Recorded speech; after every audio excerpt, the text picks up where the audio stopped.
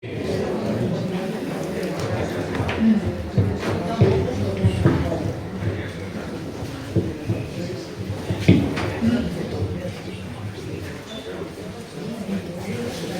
ver, los de Cerredo para adelante, ¿eh?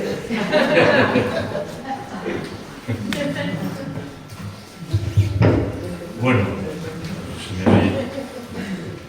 Buenas tardes, nuevamente gracias por vuestra presencia y asistencia a esta presentación, y ya veo que despierta interés, y bueno, cada año pues estamos más contentos de que la afluencia vuestra pues vaya en aumento, ¿eh?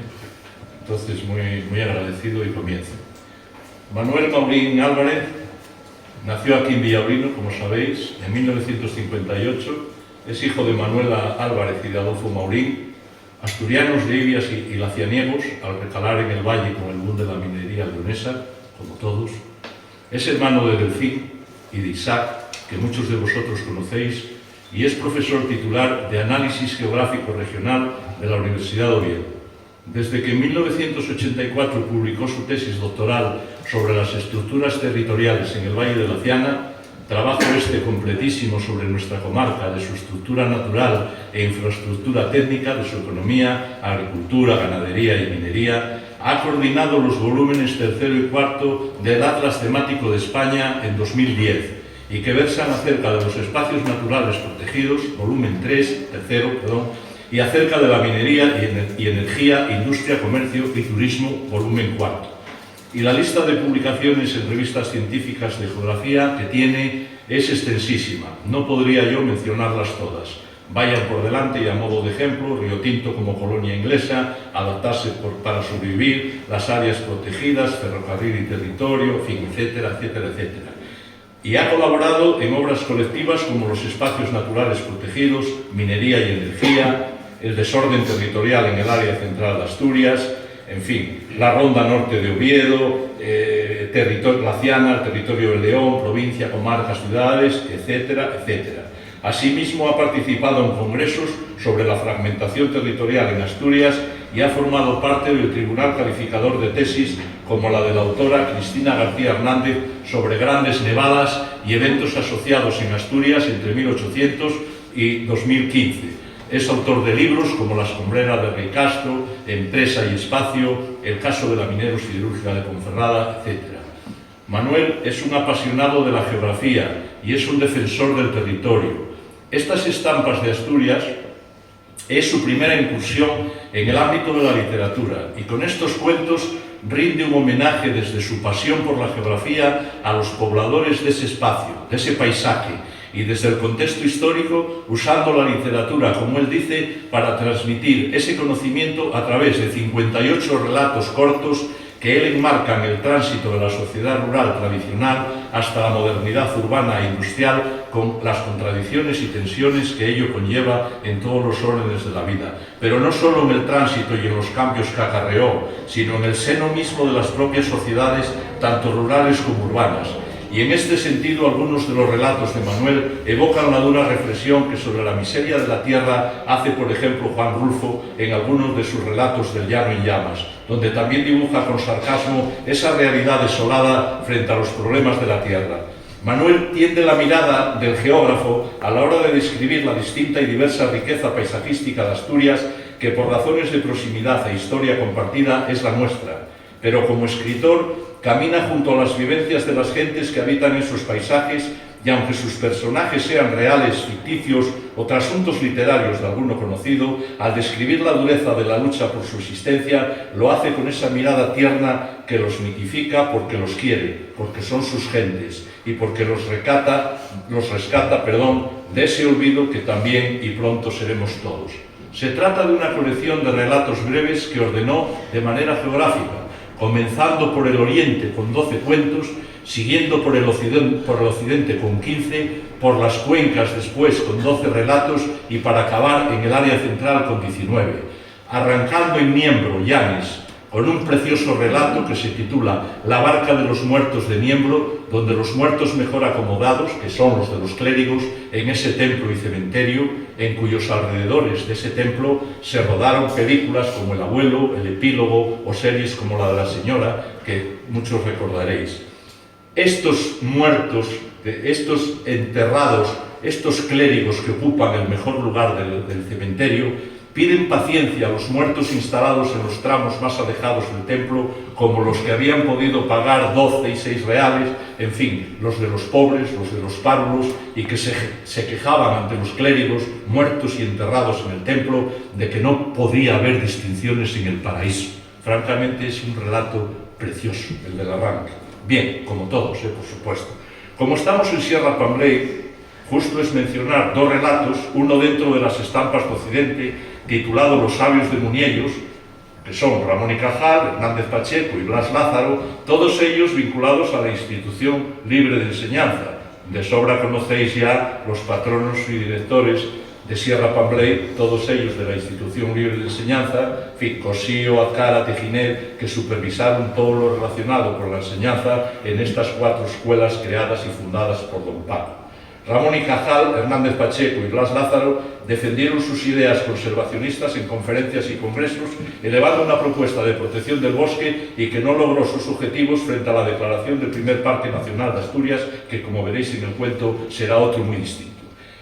El otro relato dentro de las estampas del área central es el de aquella excursión universitaria al Monte Naranco, donde se enfrentan los postulados de enseñanza que preconizaba la Institución Libre de Enseñanza, de manos de Leopoldo Alas, Clarín, de Aniceto Sela Sampil y de Aramburo, dentro de la extensión universitaria de Oviedo, y los del ideario integrista católico del obispado acerca del edificio de Santa María del Naranco. En fin, se trata de unos relatos cuya materia es nuestro territorio, nuestro paisaje, la materia que somos nosotros mismos y como territorio y paisaje moldean y conforman nuestra existencia. Sus relatos están hablando de nosotros mismos. Y por eso su lectura os va a deleitar. En fin, quiero, por supuesto, felicitar por este libro al autor, a Manuel Marín, pero quiero felicitar también a Samuel Castro, de Ediciones Trave, por el precioso diseño del libro, y a la editorial Trave, por supuesto, por el color del papel, por su tacto, por esa esmerada y cuidada impresión de las estampas relatadas, por la belleza de las ilustraciones, que son de Leticia González Díez, que reflejan cada una de ellas la esencia misma de cada historia. Yo os voy a dejar ya con Manuel Maurín, y cuando él finalice me gustaría leeros un relato, con el permiso de él, que es el de Martinón y los lobos, que a mí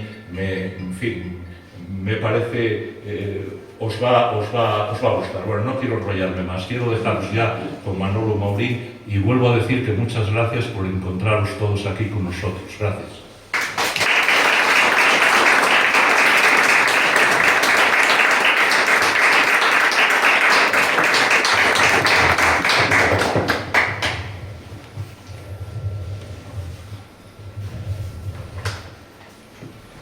Pues buenas tardes y muchísimas gracias a todos y a todas por asistir a esta presentación.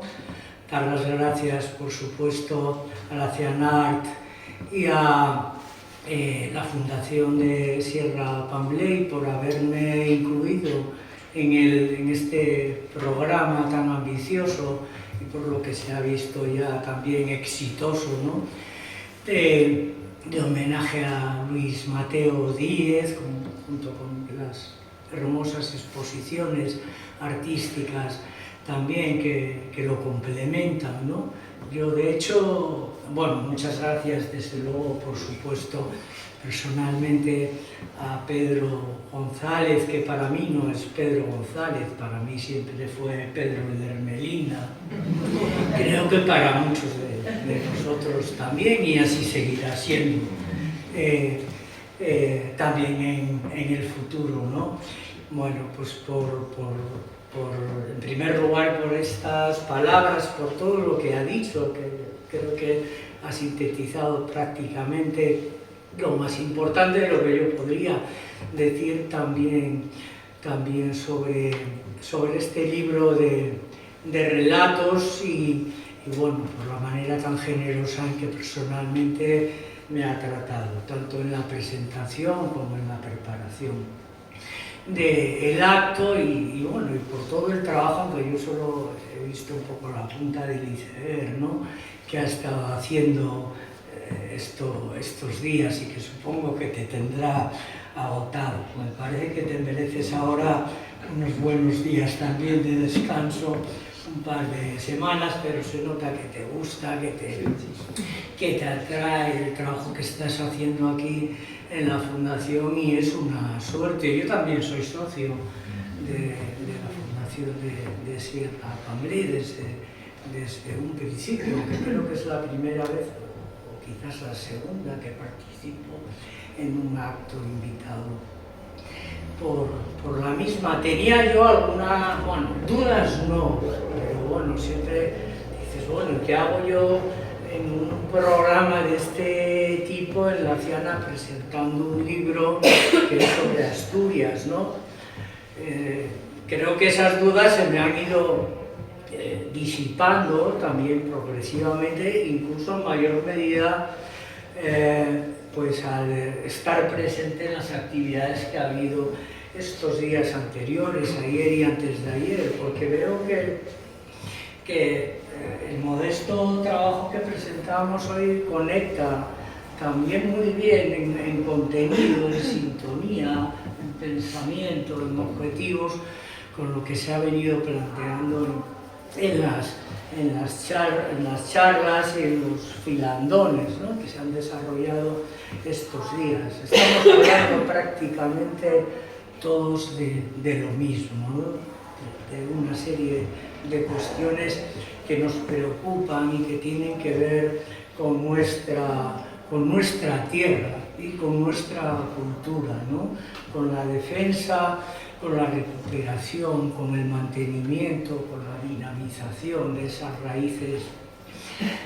históricas, culturales y paisajísticas tan ricas, ¿no?, que tenemos en la Ciana y en el conjunto de Asturias y de la cordillera cantábrica. Yo creo que, aparte de eso, en efecto, para todos los que estáis aquí, pues unos relatos sobre Asturias no nos van a resultar en absoluto extraños, todo lo contrario, por proximidad geográfica, porque vamos y venimos, porque conocéis perfectamente Asturias, como también León, pues son espacios, historias que os van a resultar completamente familiares, ¿no? Por otro lado, como decía Luis Mateo Díez también, antes de ayer, él nació en Villablino y se fue de aquí. Yo no me quiero comparar con su talla, por supuesto, pero sí veo aquí una analogía, ¿no?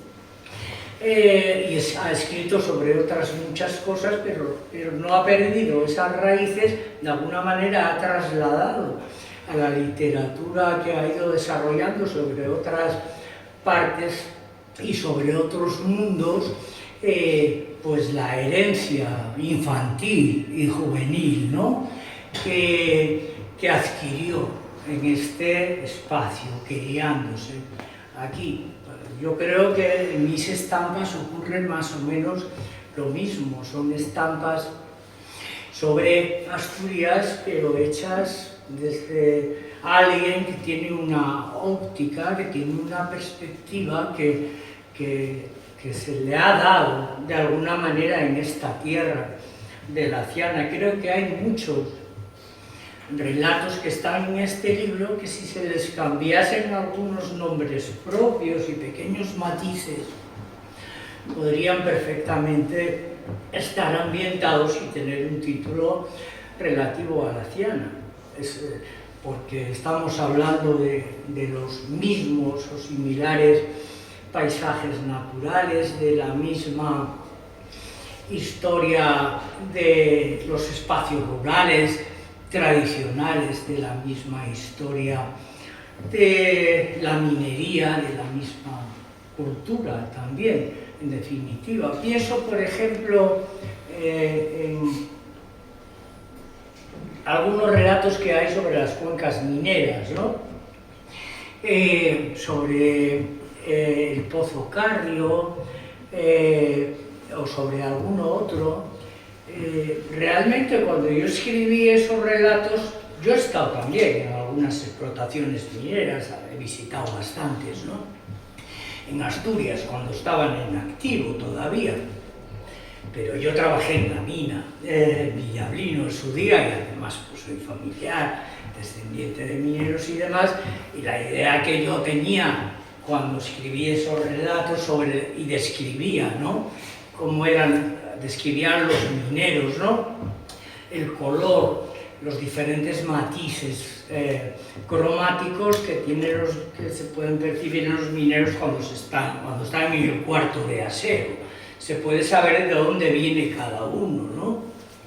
Quien viene de la Rampla con un color más brillante, más oscuro, como le ocurría a Isacín cuando trabajaba también en la mina de ayudante con los picadores, ¿no? O quienes tienen un color de negro más mate de las galerías, un color con brindas asalmonadas de los maderistas al cortar la madera para fortificar las ramplas, etc., ¿no? Bueno, hay un relato que es sobre eso, pero yo realmente estaba pensando en el Pozo de Calderón. Podría ser perfectamente ese o cualquier otro, ¿no? Los mineros son iguales en todas las partes, y los de aquí y los de Asturias, por aquí tenemos también algún amigo de Cerredo, pues todos lo conocemos perfectamente, y así otros muchos relatos también. Así que yo, si al principio a lo mejor tenía cierta duda o cierta cautela, desde luego creo que ahora mismo, y repensándolo más, me parece acertado, ¿no?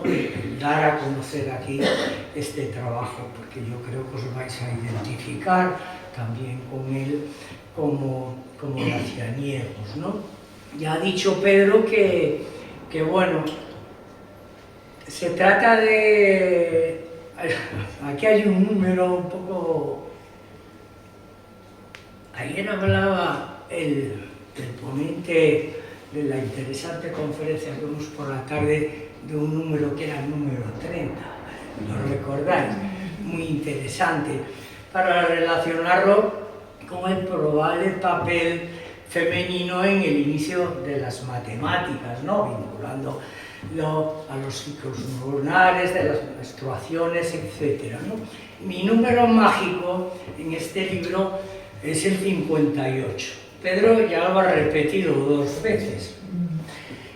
Bueno, yo nací en 1958 y ciertamente hay 58 relatos. Podrían haber sido 60, porque tenía algunos más, pero lo quise dejar justamente. También el 58, pero 58 es otra fecha también fundamental. Pedro ha hecho una referencia al primer relato, que es un relato que está ambientado a principios del siglo XIX, en los inicios de la Revolución Industrial, donde el único vestigio de la misma es un pequeño vaporcito que hay entre los barcos de la ensenada de Niembro al lado del cementerio.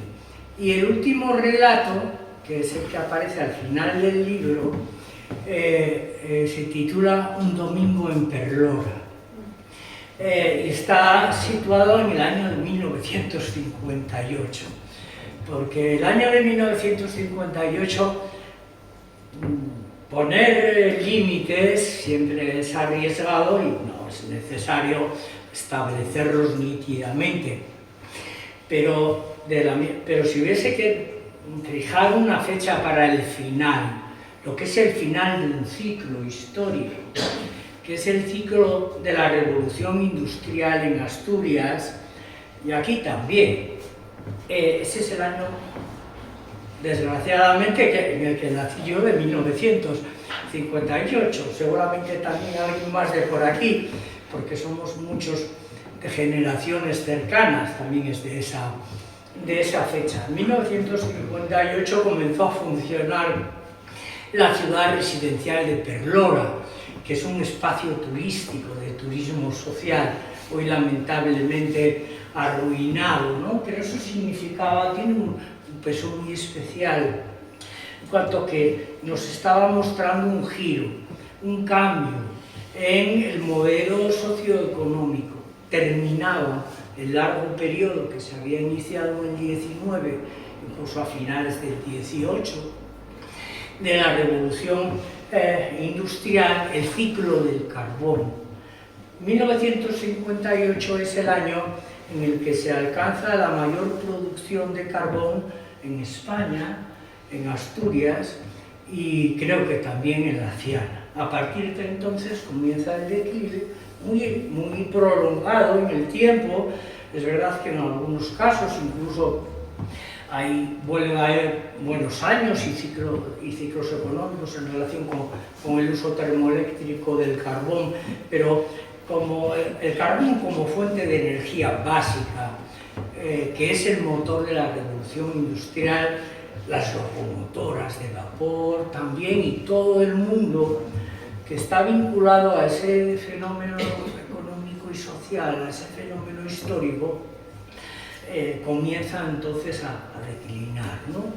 Por eso, de alguna manera, digo que el número 58 aquí tiene también, bueno, para mí por lo menos, tiene un cierto significado. Bueno, pues son 58 relatos, en efecto, que fundamentalmente tratan sobre paisajes e historias. Cada relato realmente está montado de alguna forma sobre una base paisajística.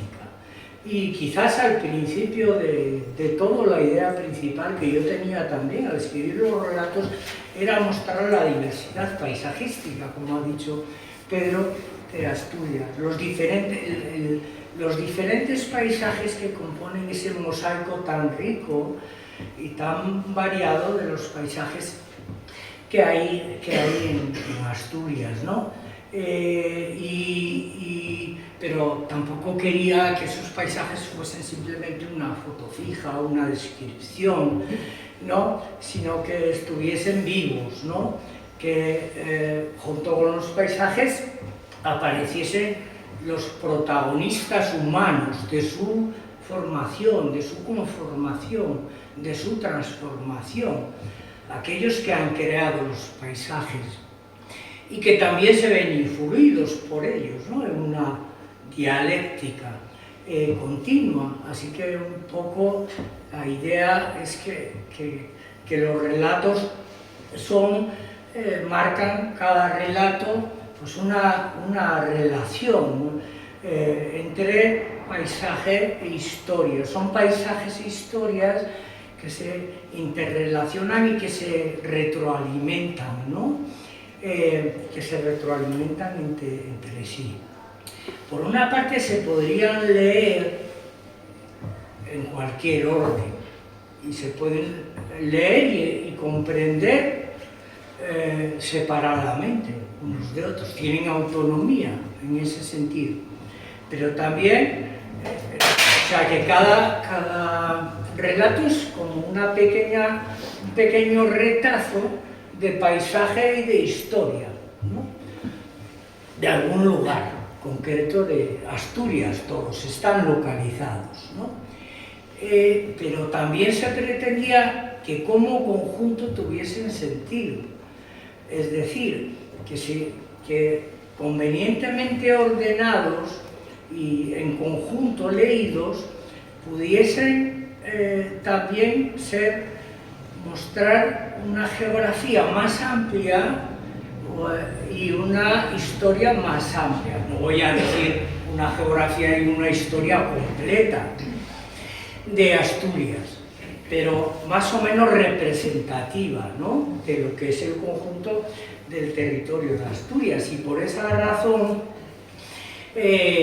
pues hemos ido seleccionando y buscando un equilibrio entre los diferentes relatos para que se pudiese cubrir. todo el territorio, el oriente, el occidente, la costa, el interior, las cuencas, los espacios mineros, etcétera, ¿no?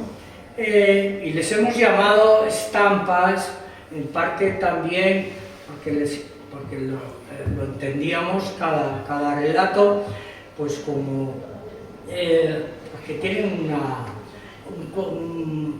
una formalidad muy sensorial, ¿no? Muy perceptual. Los sentidos, la vista, ¿no? De los paisajes, obviamente, y de lo que en ellos acontece, pero no solo la imagen visual, también la que se percibe con otros sentidos, la olfativa, la gustativa. De hecho, en los relatos hay un verdadero recetario gastronómico. Una gran parte de los platos de la gastronomía de diversos lugares de Asturias aparece por ahí.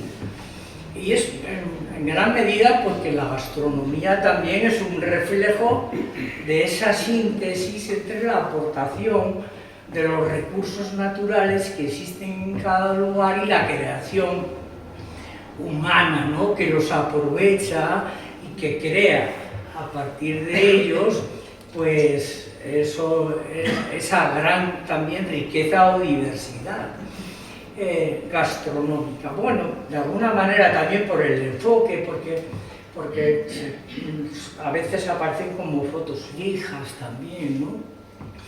En los relatos, pues buscamos el nombre de estampas, ¿no? Porque además también las propias imágenes que se incluyeron después refuerzan un poco ese aspecto estampado que queríamos darle, ¿no? Como si fuesen postales históricas, de alguna manera, como una colección de ellas que las vas pasando y vas viendo, ¿no? De alguna manera, ese devenir de la historia y de las distintas partes, como un álbum de familia, pero en este caso de la familia territorial que es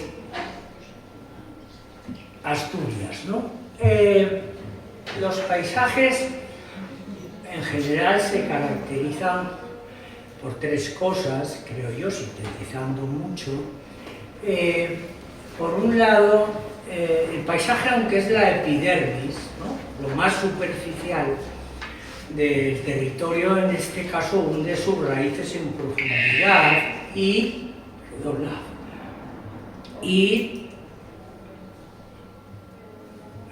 yo tenía que haberlo puesto también en modo avión, ¿no? Y refleja esa dinámica profunda, ¿no? que los crea, ¿no? que los transforma, que los modifica, y que no es otra cosa que una dinámica socionatural. Cada paisaje refleja una relación entre una sociedad determinada y el medio en el que se instala, y como decíamos desde el principio, esa dialéctica que se establece entre esos dos componentes tan fundamentales del territorio, que son los componentes básicos, la sociedad y la naturaleza. Como esa relación de transformación de la naturaleza por parte de la sociedad sufre un acelerado crecimiento, ¿no? Con la revolución industrial, pues claro, lo que ocurre es que ese periodo de la revolución industrial en Asturias provoca unos cambios en la base natural muy importantes. Es la ola industrial, ¿no? Que llega con los ferrocarriles, con las minas, con las industrias, con las chimeneas, con los barrios obreros, con las ciudades, y lo va transformando todo. Pero esa ola, como una ola del mar, no llega avanza sobre el territorio, pero no llega a todos los puntos con igual intensidad. Algunos los inunda, el área central completamente, en otros avanza y retrocede, como hacen las mareas, zonas más periféricas. A otros solamente los salpica, en las zonas más alejadas, ¿no?, del foco principal, en el suroccidente, en las montañas orientales, centrales, occidentales. Ahí ese efecto es menor. Por lo tanto, en definitiva, los paisajes se pueden ordenar en función del grado de artificialización que tienen o del grado de transformación. Esa es una diferencia importante entre unos y otros. Por eso aquí tenemos paisajes que son, y así hemos querido describirlos, casi exclusivamente naturales. Hay algunas estampas en las que reflejamos un paisaje natural que apenas ha sido tocado, ¿no?, por esas transformaciones. Pero también hay espacios agronaturales, donde la transformación ha sido mayor, pero aún guardando un equilibrio entre la base natural preexistente y la acción humana. Y después vienen los paisajes mineros, los industriales, los paisajes urbanos, finalmente también los paisajes del ocio, ¿no?, como en el caso de Perlora. Eso es también una óptica que está presente, que es decir, la dinámica de configuración de los paisajes en función del grado de transformación que las sociedades humanas han producido en ellos. Los paisajes, además de incluir en diferentes dosis esa participación o esa aportación de la naturaleza y de la sociedad, son también el resultado de un apilamiento histórico, en el cual cada generación ha ido aportando sobre la base que dejaba la anterior, ha modificado esa base en mayor o menor medida y ha ido dejando también su huella. O sea, que son complejos en el sentido de que van atesorando y acumulando huellas de todos los periodos históricos anteriores. Eso de alguna manera también intentamos que esté presente. Es verdad que de los grandes procesos de transformación del paisaje de Asturias hay otros periodos muy importantes también, desde luego, no nos vamos a olvidar del periodo medieval, del reinado alto medieval, ¿no?, del reinado de Asturias, pero sobre todo el neolítico, el inicio del neolítico con la agricultura y con la ganadería por una parte, y la revolución industrial después, en el siglo XIX, quienes producen fundamentalmente esos cambios. Así que los estratos, ahora medidos más en un sentido histórico, predominantes son también de estas épocas y fundamentalmente del periodo industrial. He comentado algo sobre eso, no lo voy a repetir. Finalmente, también, pues,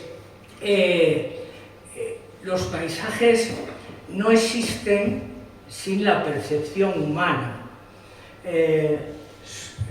Presentan esa base objetiva que se puede analizar, que se puede explicar y racionalizar, pero el paisaje al final pasa por la mente humana a través de los sentidos, porque es fundamentalmente morfología también, como en el arte, ¿no? Y cada cual, y cada sociedad en conjunto, y cada persona en concreto, los tamiza, ¿no?, los interpreta de una manera determinada en función de su cultura, de su formación y de otras muchas características. Pero finalmente el paisaje solo existe a partir de esa percepción. Yo tampoco quería mostrar, en efecto, esos paisajes, incluso en forma de estampas, de una manera exclusivamente objetiva, ¿no?, como si fuese una biografía.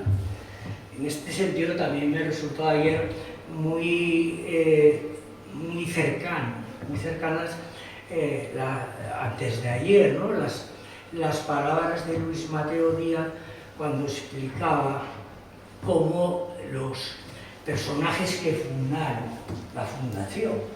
De Sierra Pambley, él relataba las conversaciones que habían tenido lugar sobre una base real, que es que ellos se habían desplazado aquí, se habían reunido y de esa reunión había salido la decisión de hacer una fundación con todos esos objetivos culturales y educacionales, ¿no?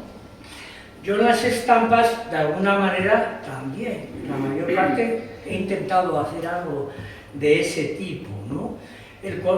Porque parten de una base real, pero quedan muchos huecos, y esos huecos había de alguna manera también que rellenarlos, que darles una cierta interpretación, y en muchos casos también se trataba de mostrar que no tiene por qué haber una única interpretación objetiva de las cosas, eso como una biografía cerrada a un personaje, cada cual podría tener muchas biografías según quien realmente escribiese sobre él. Pues aquí también, de alguna manera, intentamos que en las estampas incluir esa subjetividad, ¿no? De tal manera que quien observa esas estampas de alguna manera es partícipe, ¿no? O está en muchos casos dentro de ellas. Y hasta tal punto hemos valorado la importancia de la subjetividad que en algunas estampas a lo mejor nos hemos pasado de frenada, ¿no? Porque para poder a veces mostrar determinados aspectos críticos, sobre todo, ¿no? De determinadas realidades, hemos tenido que recurrir, bueno, a artilugios como el delirio, como el sueño, como la embriaguez, es decir, estados de la persona que observa el paisaje que no son los normales, pero esos estados permiten, en este caso, observar otros elementos de la realidad, ¿no? Y de esa manera, ya digo, más particular. Aquí es donde, sobre la base más objetiva, a veces incluso con apariencia de descripción científica, aparece sobre todo la parte más creativa, la más imaginativa, la más literaria, quizás, si se quiere llamarle también así, ¿no? Esa conjunción entre esas dos capas, la capa objetiva y la más subjetiva también. Pues bueno, esas son algunas de las líneas que yo puedo sintetizar lo que son esos relatos. No quería tampoco terminar sin hacer referencia a las ilustraciones. Cada relato ocupa una página. El libro son, por lo tanto, muy cortos, muy sintéticos y están acompañados de una imagen que han sido realizadas por Leticia González, que aunque no está hoy aquí, pues quiero agradecerle el trabajo que ha realizado para ello, porque ciertamente contribuyen y complementan justamente a reforzar esa idea de estampa que ya existía en el texto cuando se había redactado, que creo que os van a gustar, ¿no? En cuanto al contenido de los relatos, pues bueno, creo que con estas ideas que hemos comentado ya podéis también más o menos, pero eso es leerlos, ¿no? En concreto, aproximaros a ellos. Y por mi parte, en principio, pues terminaría así, continuamos como Pedro nos quiera conducir. Muchas gracias.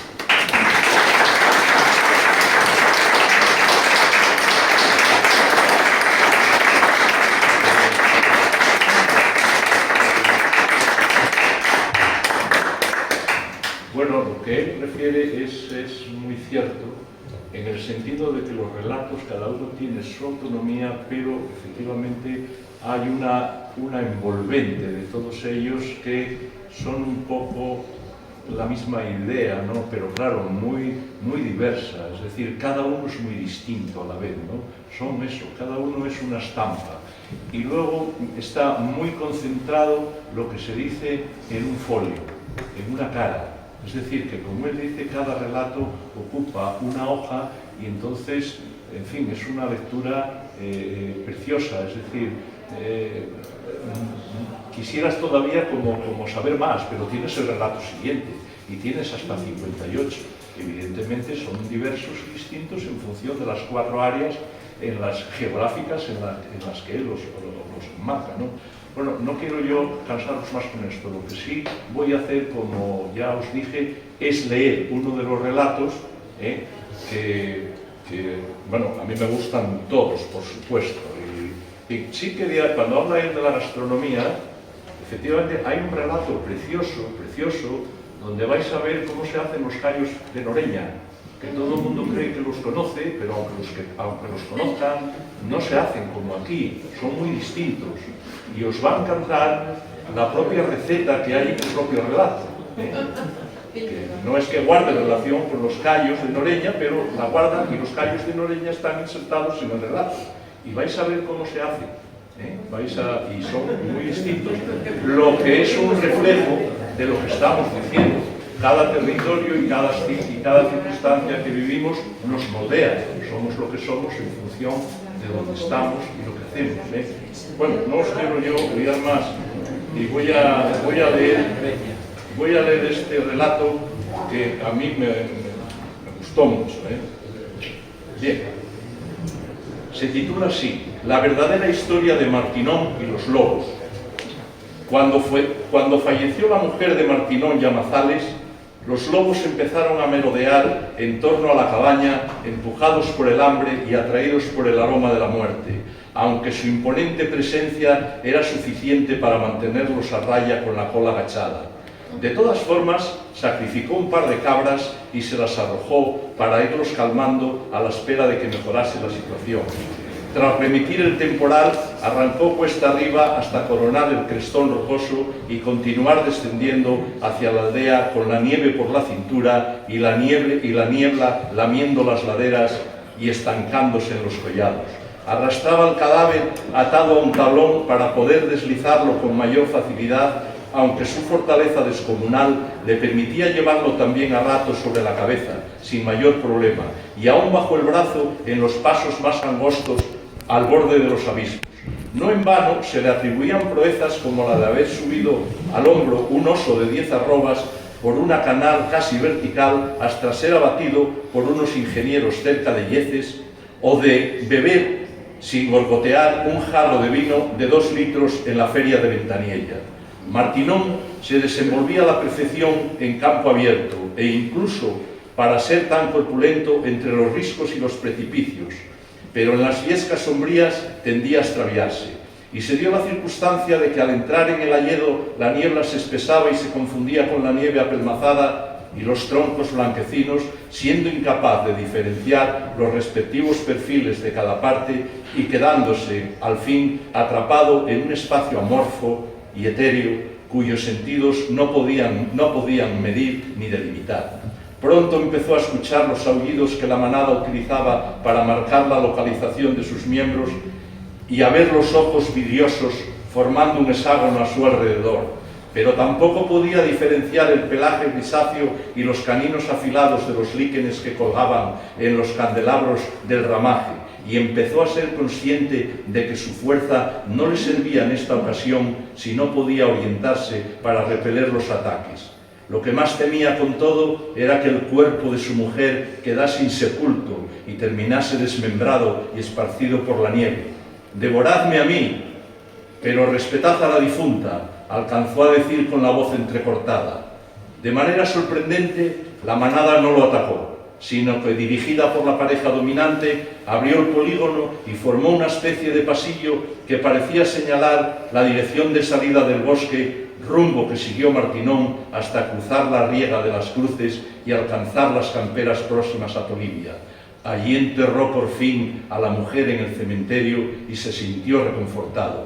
En los días siguientes, los vecinos armaron un caleyo para cazar a los lobos, cerrándolo con cebatos y comenzando a matar a los animales a pedradas con estacas y forcaos. para trasladar después al pueblo los despojos y exhibirlos públicamente. Pero Martinón, que había bajado a Beleño para arreglar los papeles de la defunción y hacer provisiones, llegó a tiempo de rescatar a una hembra y varios cachorros y, cogiéndolos arracimados bajo el brazo, los devolvió al borde del bosque y los dejó en libertad ante el asombro y el disgusto de los alimañeros que no se atrevieron a enfrentarse con él. Después volvió a su cabaña de Llue, cargando con un cántaro de vino a la espalda, tabaco, café y cerillas para 2 semanas.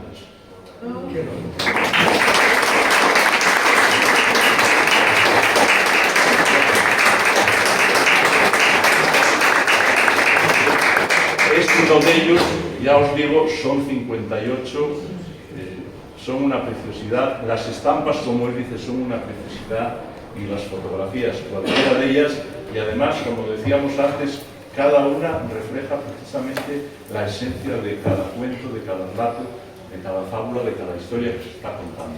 Bueno, pues nada más por mi parte, y de nuevo gracias por volver a estar aquí.